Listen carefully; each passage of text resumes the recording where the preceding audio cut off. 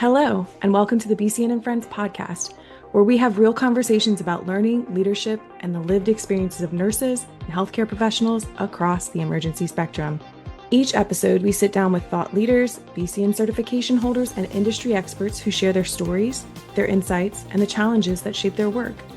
Our mission is simple: to amplify the voices of those making a difference every day, because your experiences drive progress, inspire others, and shape the future of nursing. We're here to honor that in every episode. Sometimes funny, sometimes serious, and always valuable. This is BCN and Friends, and we're so glad you're here. In this episode, Leslie Mollencop shares her unique journey from bedside nursing into legal nursing, offering expert insight into how documentation shapes both patient care and legal outcomes. She breaks down what confident, effective charting truly looks like, while exploring how documentation practices can either contribute to or help alleviate nurse stress and burnout. This episode is called "The Chart Tells the Story," where compassion meets the record. I'm Holly Briggs, a professional development specialist at BCN and one of your hosts for today. I'm joined by my co-host, Michael Dexter, our Director of Professional Development. Hi, Michael. Hello, Holly. It's great to have you with us. In this episode, we're joined by Leslie Mollencop. Leslie brings a legal nurse and expert witness perspective to one of nursing's most stressful responsibilities, documentation. We're going to explore how charting influences legal outcomes, nurse well-being, and what confident professional documentation truly looks like in practice. So, Michael, could you please introduce us to our BCN friend, Leslie? Yeah, absolutely. I am excited to talk with Leslie today. Leslie is a seasoned emergency department nurse with more than 20 years of clinical experience, including trauma. She's worked as a charge nurse and also in SANE roles. She's an experienced legal nurse and expert litigation witness whose work focuses on documentation education, empowering nurses to chart with confidence, professionalism, and compassion. Through her roles as a preceptor, shared governance leader, and nurse educator, Leslie is dedicated to supporting nurses at every stage of their practice. Leslie, welcome to the BCN and Friends podcast. It's a pleasure to have you with us. Hey guys, thanks for having me. This is awesome. Yeah, well, we're looking forward to chatting all about documentation with you, as we just mentioned. But before we do that, can you tell us a little bit about why you became a nurse, what led you into nursing, and then how did you kind of find this niche of documentation education? Yeah. Okay. Well, when I was getting my first degree in a Bachelor of Science, I was volunteering at the emergency department, kind of with this idea that I might go into medicine, but wasn't sure in what area or arena of medicine I might be interested in. I love science. And I quickly fell in love with emergency medicine. It kind of marries all these things that I love, which is science, physiology, the way the body responds to disease and conditions and trauma. And it also added this element of thrill with a little bit of intimidation and vulnerability and working against the clock and looking for clues and really paying attention to what the patient is telling you, and more importantly, what the patient is not telling you.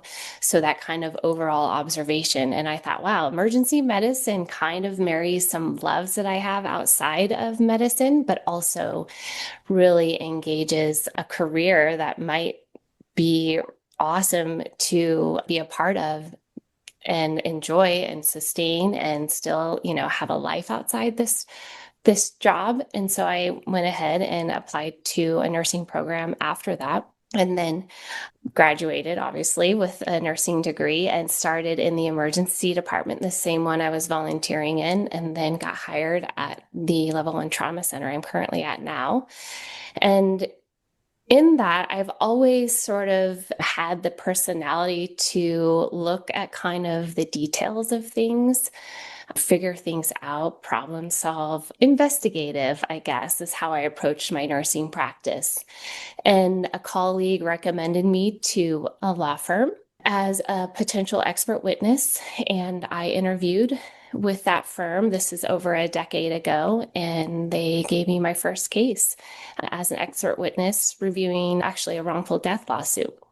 And that kind of really tickled my interest in kind of this investigative litigation forensic side that I've always kind of loved at baseline, one of those true crime junkies.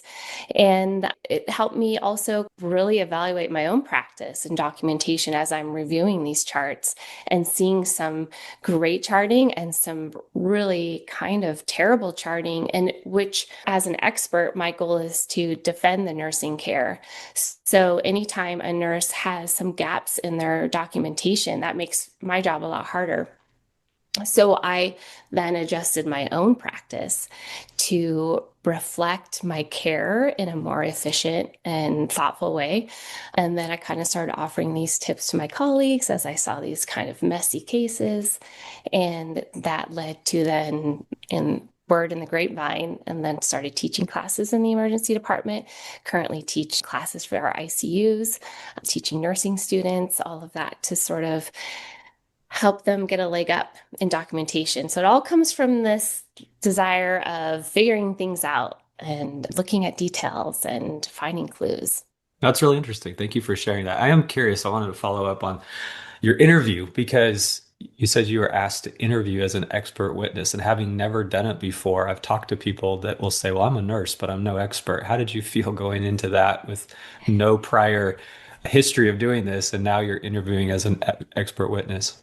Yeah, that's a good question. I, first of all, was really nervous, but I had nothing to lose. And I knew that this is something that I would really love. So I kind of went into it with that. What the attorney was looking for, and this will speak to what I will talk about even in my documentation, is an approach that is non-emotional, that could almost battle the wits for a fancy attorney that is going to be, with millions of dollars at stake, kind of nitpick you as an expert. And are you going to be able to articulate your position and the position of the case in a way that is non-emotional and not get flustered easily? That's sort of the goal too, as a nurse in the emergency department, is to not be caught off guard by anything and sort of be able to approach everything in a professional and thoughtful way. And so that was kind of what the interview was, less about my knowledge. I think he felt confident with where I was working and what I was doing and my recommendation from a colleague, but more about, can I put this person on the stand? Is she going to fall apart? I think. And so after that interview, then it became smooth sailing and it was quite easy, but definitely less about knowledge, because I think we all share a very similar knowledge. That's all there. But what else can I bring to the table that might be a little bit more above that? And can I basically spar with the toughest of attorneys? It's, and that's sort of what I did. Yeah. I find that fascinating. One, because as someone who enjoys the true crime, I'm with you on that. I enjoy like the investigative kind of figuring out. And I think most nurses, and especially those that work in that emergency spectrum, we enjoy figuring out the mystery. Also, where you said being confident to validate the things that you need to articulate well before an attorney, before someone who has a lot at stake, and to be able to remain calm and not get flustered. And I think when I was a new nurse, I always wondered, how do these nurses who have so much experience, how do they stand in front of patients or physicians or providers and articulate things so well and not get flustered when things go terribly sideways? And I'm like, oh, it's because it's not their first time. Like, they've clearly done this before. I think it's really cool that you kind of experienced that starting off and then be kind of growing as a legal nurse and as that expert witness. So I'm going to kind of lean into that for this next question a little bit, because when you are looking at a case, so when you're assigned a case, what is it that really stands out the most in the documentation? It can be, positive or negative. You can kind of speak to both of those. And I was wondering if you could kind of walk us through maybe like a general scenario where charting played a really pivotal role in the outcome of the case. So I would say charting actually plays the only role. And I don't know that we understand the gravity of that when we chart it. With the technology that we have, a lot of things are captured without us actually charting. When labs are drawn, when patients go to radiology. So there's a lot that's happening without us even logging on. which is great, right? That gives us a kind of a good timeline of the patient. But really, without actual intentional documentation provided mostly by the nurse, there's really no great way to understand any patient's chart or care. So I would say it's probably one of the most important, if not the most important. Now, that being said, there's a large spectrum of not charting well, not charting at all, and then charting great. And I can speak to all of that. So one case that I did was a patient who was young and she was decompensating. And the nurses, I think, picked up on that because the vital signs indicated that. But in the complaint by the patient's spouse, one of his major complaints was that nobody ever told me that she was dying. I kept asking for someone to inform me of her, how she's doing, because it looked like she was in distress, but we never had anybody in the room. So the first question the attorney asked me is, can you prove that a nurse was at the bedside ever? And unfortunately, even with frequent vital signs, I couldn't. There wasn't a single note. So the patient went off to CT, coded, and died. And so I think in that respect, they met the standard of care and adequate charting vital signs. The patient did not require any medication. So there was nothing to administer there. It was charted that they left to CT, but there was no meat there. There was nothing that distinguished that patient from anybody else. So I don't know that they communicated at the bedside. So it seems silly to sue for that reason, but he never saw his wife alive again. And I think he was hoping that maybe he could have handled things differently before that if he had a better idea of what was going on. So communication is key, and it's one of the major things we are not in the habit of charting is that communication. So that would have been pivotal had that been charted truthfully. And then I did a case where the nurse did fantastic charting and did even a conscious sedation and recognized that there was a witness in the room that was also being educated in all of this. And ultimately, that case was won because the nurse actually did such great charting and charted excellent vital signs and reassessment. And the picture that the nurse painted was really objective and it was supported by a lot of objective data. And the patient themselves really actually got caught in a fraudulent litigation issue. And so what they were reporting was actually not accurate and not the truth. And that was because the nurse did chart the truth. So in that was really impactful for that case for obvious reasons, and a really easy one for me to defend as an expert witness, for sure. I like how you said that documentation is such a key part of your review and that the majority of it does come from the nurse. And I used to think, man, we have to chart so much as a nurse. If we didn't have to chart, we could see so many more patients, right? It's the old, kind of adage of it. But it's the truth that is a huge part of what we do. And I feel like a ton of what you are called to then come in and step into is you're identifying the care that was given, right? Because you're not there to see it. But if it's not charted, right? Didn't happen. Can't stand before and say, yeah, it didn't happen. So what a great answer. And thank you for sharing those examples. Because I think while it's difficult to hear, I think it's also important as a nurse that we hear someone who's in that expert role saying hey, sometimes people get it really well done. And then sometimes people really lack what's needed. So yeah, thank you for sharing that. I appreciate it. Yeah, when you were talking about that, you gave two great examples, Leslie. And, one of them being somebody that doesn't chart much at all, maybe charts the requirements, but nothing to really paint a picture. I think you called it the meat of the documentation. But then I've been, in a previous ER leadership role, I've also seen where people on the hour, every hour, are charting the exact same thing over and over again. And you're just Yeah, like, this looks like a copy and paste thing. it So is. it's kind of a combination of like you have some nurses that won't hardly chart stuff and you really wish they would. And then you have other nurses that I'm just like, I really wish you would have not charted that. That looks so much that it looks fake. So from your perspective, if you could kind of go over that part of it, like what does professional documentation look like to you and how can people be a little bit more patient centric with their documentation and not just based on either checking off boxes or charting because they think that if they don't put something, then they'll be in trouble. Yeah, But then they ended right, up getting in trouble because they did put something. right, exactly. So when I started as a nurse, I had to handwrite everything, literally everything, vital signs, assessment, every intervention was all handwritten. And there is a little bit of kind of, actually a little, not probably in hindsight, it was a much larger vulnerability. I did not appreciate at the time because nothing else was captured outside of that. There was no electronic data being stored anywhere. So truly, if it was not coming from me, it did not happen. So then you had to be really good about being intentional and meeting the standard of care. You're at the bedside because you're physically writing down vital signs.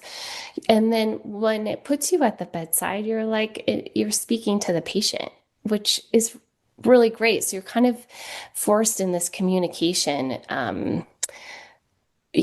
position to talk to the patient because you have to get vital signs. And so I think why I say that is it then developed this habit of myself being at the bedside regularly, reassessing and assessing and charting really intentional.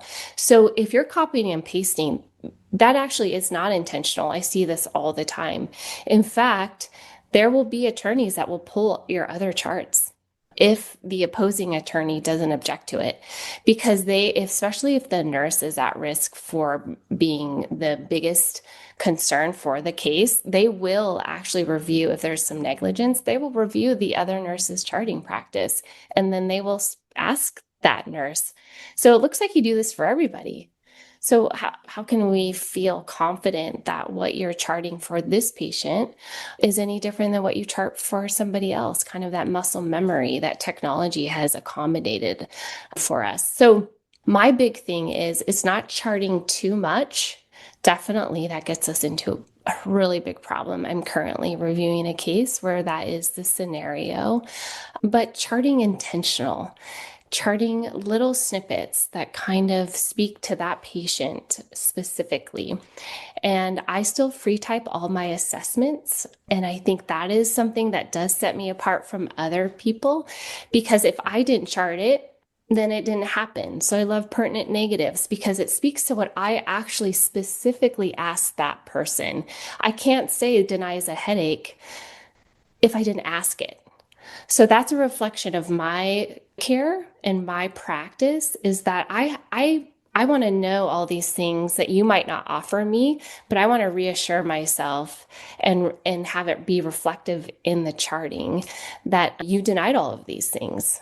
So if you end up with a mass or a head bleed or something, I'm like, well, they denied a headache. They were afebrile. There are all these things that you can sort of support your own assessment and your own care. But if you just hit WDL within defined limits and you click that box, that doesn't tell me anything about what you asked them, what you assessed, your care actually in any way. So I love intentional charting, not charting a lot, not charting frequently, just intentional charting that speaks specifically to that patient, if that makes sense. Yeah, I think that makes a lot of sense. Just to throw this one at you, if you were to have all the power in the world to remove something from an electronic medical record, would that be it? The Yeah, WML? probably be WDL. I think that's probably the only, really the only thing. I think sometimes our EMRs are not really efficient and easy to use. I think they're cumbersome. But I think ultimately, if I could eliminate the ability for somebody just to hit WDL, because most of my cases have to do with a tiny discrepancy like that. So if somebody's slightly tachycardic, not even here for any chest pain or any cardiac issues or anything like that, but maybe just above, and that nurse charted WDL, that's wrong. It's false. So, but it's become such a habit. So then opposing attorneys love that. They're like, well, wait a second. You said this and then you said that. It just gets harder to defend that, because it means that you are not paying attention to the subtleties or those details. And it's in the details that patients decompensate.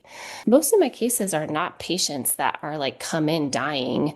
Actually, I don't think I've ever had one that has been the case where the patient came in coding and they were really frustrated with the care at that. These are just average people. Probably, if I can speak to acuity, like our threes, not even our twos and threes that come in and are pretty run of the mill that then decompensate. And the charting before that is just kind of inadequate.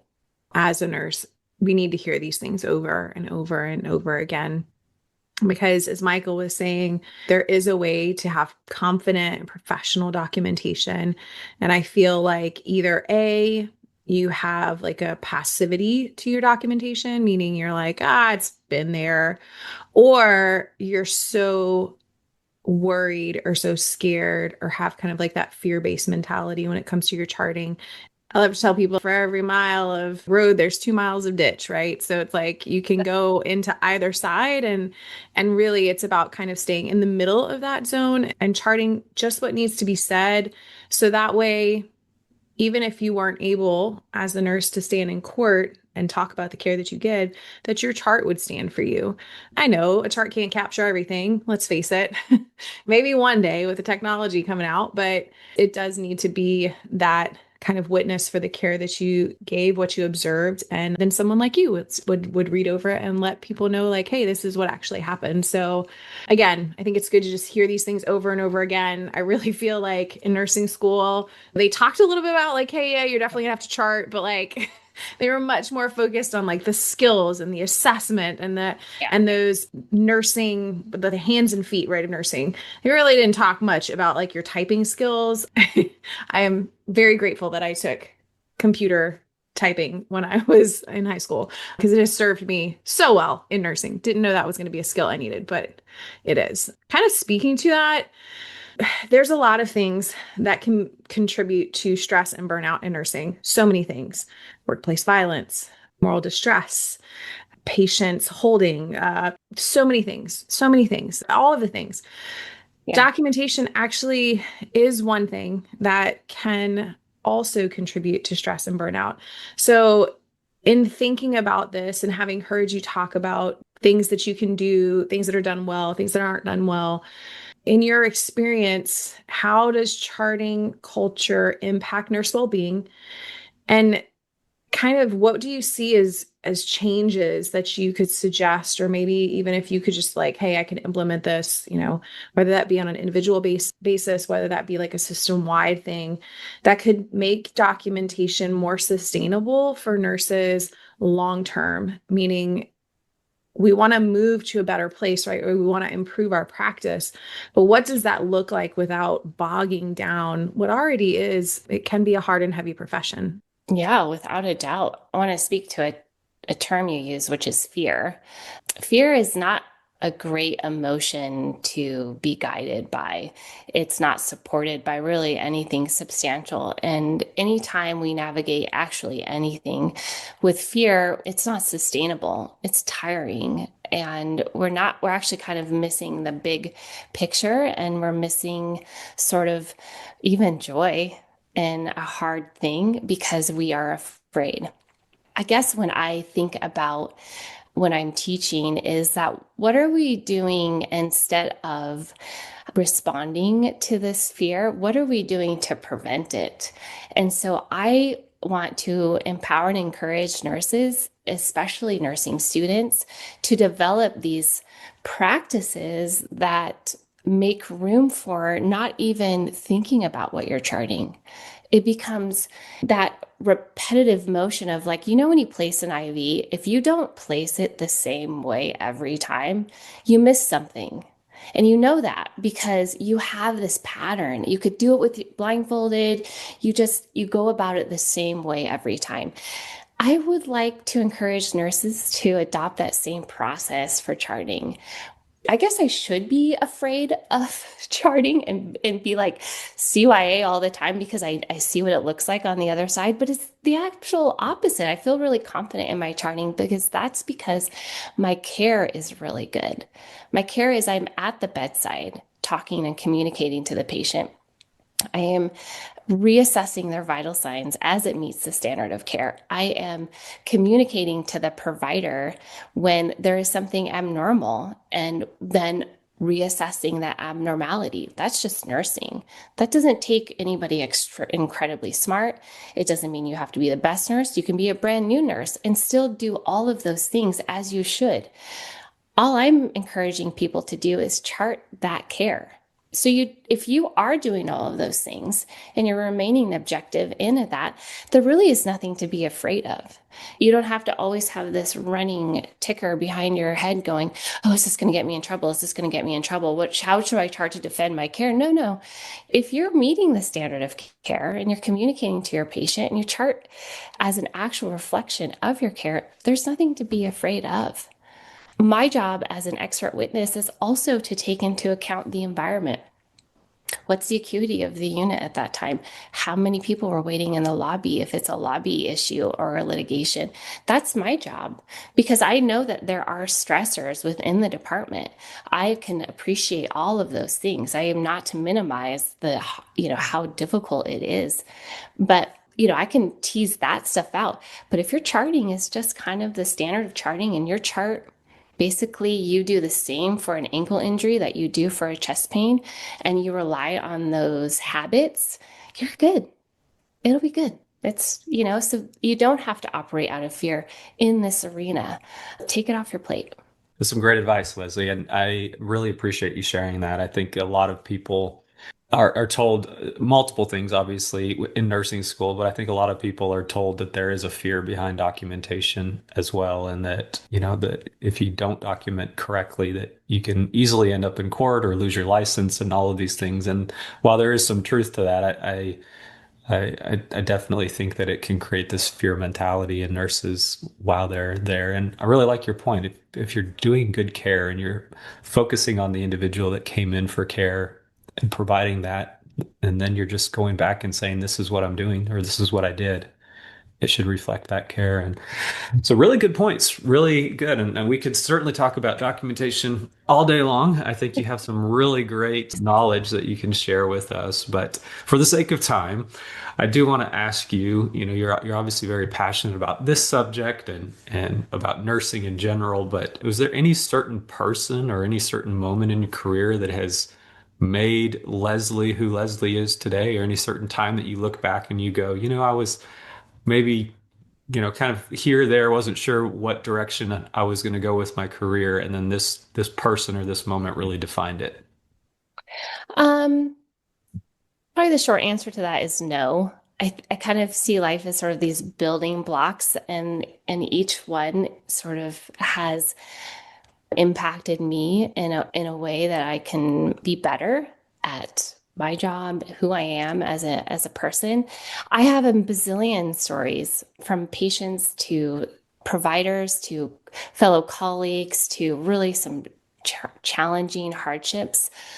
And so I can't speak to one time where I felt especially touched or impacted. I always knew, and I still feel this way, even in spite of sort of the climate right now, I still feel really glad to go to work. I still actually really do enjoy it. And I enjoy it for the reasons that I listed at the beginning. Is just it feeds a part of me that marries this kind of adrenaline and all of that stuff, in addition to extending compassion. And I do tell a story when I was teaching my nursing students, is that I walked in and took over for a pod, and the nurses were like, avoid room 25. He's terrible. And I don't navigate my practice that way. So I walked into this patient's room to introduce myself, and he threw a full urinal at me. And I stood there covered in urine. I could feel it collecting in my shoes. And I thought, this is an opportunity for me. I looked around his room. He was laying on a naked gurney, so no sheet. He had probably 10 to 15 full urinals at the bedside. He had no call light, no pillow, no blanket, no nothing.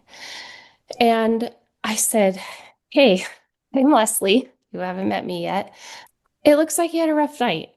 And although I don't love this style of communication that you've started, I would like us to get on the same page with what you do need. Because I'm all you got today. I'm all you have for the next 12 hours. So how can we make this the best case scenario? And this is not to minimize difficult people or people who are unkind or even violent at all. But why I use this as an example is he ended up being my easiest patient for the rest of the day. And that was because I extended empathy in a way that maybe hadn't happened yet. And I absolutely had the right to, get mad at him, demand this, that, and the other. It just didn't seem like that would work. And I kind of, for my own day, I needed it to work. So I was like, what if I take a minute and just see if I can't really disarm this situation a little bit so that my day goes okay as well. And then charting that as a reflection. It was not a tit for tat emotional thing. It was actually quite straightforward. And so I guess that's why I speak to this bedside care. If your care is empathetic and compassionate and patient forward and professional, your documentation will reflect the same. And then when you're in front of an attorney or HR, your personality will also reflect the same. So it becomes actually quite easy to be in any of those arenas. So I guess that's just a story that I do tell in my classes, just to kind of give an idea of where I've come as a nurse. And this just happened probably a couple of years ago. And then where I'd like to go and keep going and keeping that in mind. That's a really awesome story. Thank you for sharing that, Leslie, because I know we've all been in that same situation where somebody walks up to us at the nurse's station, like, I hate turning this over to you. I'm so sorry. You do not want to go, and they paint this picture of this person and you haven't even met them and you already have a idea in your mind of what you're getting into. And yeah, that's a really awesome story. So thank you for sharing that. I could literally feel it in the soles of my feet. Like Exactly. I felt the squishing occurring, and I was like, oh no. Oh, I know that feeling. It's the worst. If you haven't had a body fluid collect in your shoes before, are you a nurse? Right. Excellent point. What kind of nursing are you doing if you don't have that happen? I think this is a great segue, actually, right into our rapid fire questions. Why? Because we want to get to know you a little bit more as a person. And we can't stop with the urine filled shoes. We have to move on. And so here we go. What would you be doing if you were not in your current role? So is there a career, a job that you always thought, man, if I hadn't done nursing, I would have done this? That's a good question. No, I mean, because I really do love my job and what it has afforded me, I always think might be kind of fun to be a nurse on a fancy yacht or a big ship and just sail to exotic places. And then I do think about working for the ME or, even being a medical examiner. It kind of speaks to that love of science and the body and kind of that investigative part of me that I just kind of thrive in. So maybe either one of those if I had to come up with something. Okay, so cruising on a ship and solving crime / death / medical emergencies. Yes. I see it. I don't think she was meaning she wants to be a medical examiner on a cruise ship, Holly. I think those are two separate things. She's not if the need opposed was to there, it. I'm not opposed to it. I could She's not probably opposed figure it to out. it, Michael. Maybe a murder on a ship. I feel like I watched a movie like that once. So if it's in a movie, it obviously must exist in real life. So who knows? We could be creating a whole new category of work for you that you don't even know about yet. So I'm just saying, I'm not going to sign up for a cruise that has its own medical examiner on staff. I'm just not going to do it. Honestly, they That makes probably would sense. not advertise that. It would be like it'd be in the fine print when you sign up. Well, I like that though. Okay, I have some categories of favorites. So, favorite book, or maybe it's a quote that really inspires you. I love to read. I'm an avid reader and read a lot. I don't know that I can pick up a book or maybe even an author. We do have this saying in my house that the people who are hardest to love need it the most. And I think that I know that's true for me when I'm a little bit prickly. It's because I'm needing something, some of that kind of softness or that compassion. And I think in the climate of what we do as nurses, the climate of the world, is that if we examine people that are really hard to love, and there's a lot right now, that maybe that's who needs it more than even we do, or even our ability to be right or make a stance, maybe just extending that and recognizing that they're struggling. So I think that is kind of what guides me on a regular basis, because it's not easy to do, to love people who are prickly, but it's actually what is the most impactful thing, and it absolutely can change lots, and it definitely changes the attitude of a teenager. So I figure we have some hope there in the world as well. I like that a lot. I think that is and should be a true guiding principle. Some of my favorite coworkers have not always initially been the person that I thought, I'm going to totally be friends with this person, whether that be they are just different colleagues, different personalities. Maybe the first time we met in the unit, we just had like this moment where eyebrow raise, and I'm just like, oh, I don't know. I don't know. But then you find some either commonality, or you have a patient that you maybe work with them on, and you're suddenly realize that there is a lot more to this person than Yeah. their first impression. And I think that could even be extended to patients and family members and people you interact with on the unit, and really pretty much anyone throughout the day. I think as you move through life, it's always important to kind of consider that perhaps this person who is being not the best version of themselves would hate to be judged entirely for the very worst moment. Because I know I certainly have my moments where I'm like, oh, this is not an easy to love me moment. This is probably like Yeah. terribly hard. And I would hate for someone to judge my whole existence based on that one moment. So I love that you brought that up. And I think, yes, it's a great guiding principle for sure. Well, that was great. So, favorite movie, TV show, something binge worthy. If you're into that, we're always, looking for whatever you can recommend. I am sure I'm not alone in this, but I love Ted Lasso. I would watch that over and over again. It has all the things that the humor and the commonality, relatability, all of it. It's one of my favorites. This is not going to surprise anyone who does social media, but I have never actually seen an entire episode of Ted Lasso, but I have seen so many shorts of all these episodes because I guess, when you like something, it just continues to like that feed comes through. And there have been so many snippets from so many episodes that I have found to be just really inspiring, really relatable, very humanizing, and just the way that that character, and actually several characters on there, just talk and interact with people. And there's something very, I don't know, like grounding about that. Like I said, never have I watched a full episode. It will be on a short list, no doubt. But even just watching the shorts, I'm like, man, there is something to what the message that they're putting out, which is really inspiring. I'm actually not surprised at all that this is a show that you like. It's very unifying and also just really funny. It's really funny. Yeah. Yeah, I've laughed quite a bit. And again, you like one of the episodes on social media and you'll be inundated. You'll be watching all the seasons. But yeah, I love that. Thank you. And okay, favorite song or musical artist, something that can instantly move you or help maybe shift things for you. Michael Jackson. I know anytime he comes on, it's a mood pepper. I love it. Yeah. I want to And dance every single time.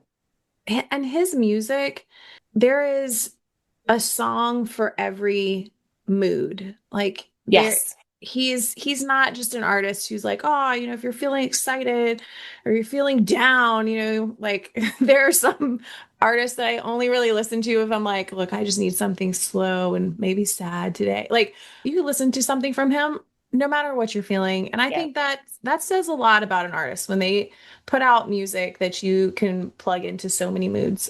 I saw recently that they're coming out with a movie about his life, and I'm very interested to see how that's Ah, going to go. yeah. So I know I It'll be was like, fun.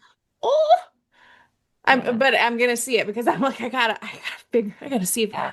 what's happening, what they find out behind the scenes. So it sounds like you and I will be watching that too. All right. Leslie, do you have a self-care go-to or something that helps you reset? Because unfortunately, nurses are not known for doing great jobs of self-care. We don't always intentionally reset. So I love to ask this question because I love to find out what people are doing and maybe it'll inspire people to do the same. For me, it's just nature. If I'm outside in any capacity, even if it's just a walk around the block. I grew up in Alaska. I sort of have always leaned into being outside, no matter how I was feeling, and it always shifted how I felt in the, in my spirit when I was done. And so I kind of just got into, like I said, like before, this habit of getting outside, and it would totally unlock this calm in me. And so I make an effort to do that no matter the weather or what's happening, because it is transformative for me and in my self-care journey. And it's easy. It's not something that takes a lot to do, and it's, pretty impactful. I like that you suggested that because people suggest all kinds of things and there's a ton of options out there, right? Like, hey, go do this class or take this, but hey, all of that is good. And I think whatever kind of feeds that vein of self-care.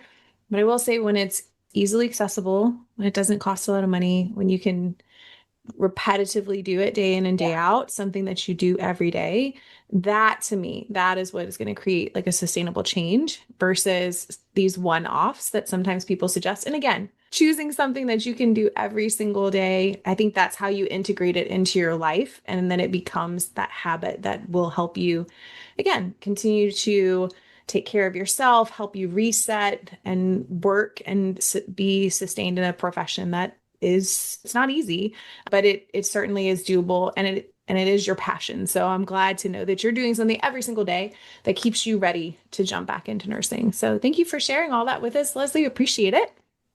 Thank you. Yeah, well, it's been really great chatting with you today, Leslie, and getting to know a little bit more about you and especially diving into the documentation part. Like I said before, we can spend so much time just chatting about, some of the tips and tricks and things that you've learned over the years on proper documentation and the way to, really have your care be reflected in your documentation. But I think what you gave us today was great. And I think a lot of your, not just the tips, but the mindset that you have towards being a good care provider, being a compassionate care provider, really connecting with the individual on the other side of the rails, and then just reflecting that in documentation. I think those are all really great points. So thank you for sharing those and for chatting with Yeah, us today. We appreciate absolutely. it. Thank you so much for having me. This has been really awesome. Well, I want to take a moment to thank Leslie for joining us for this episode of Be Seen and Friends. Leslie, thank you for sharing your expertise and your perspective on documentation and legal nursing with us. We're grateful for the clarity and the reassurance that you bring to an often stressful part of nursing. And thank you for empowering nurses to document confidently and practice with intention. And that's a wrap for this episode of Be Seen and Friends. Don't miss what's next. Subscribe, share, and join the conversation by scanning the QR code for Learn updates in this episode blog.